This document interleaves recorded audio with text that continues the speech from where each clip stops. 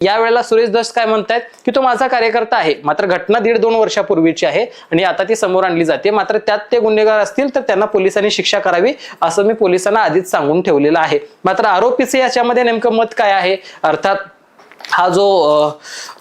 सतीश उर्फ खोक्या भोसले आहे याचं मत असं येतंय की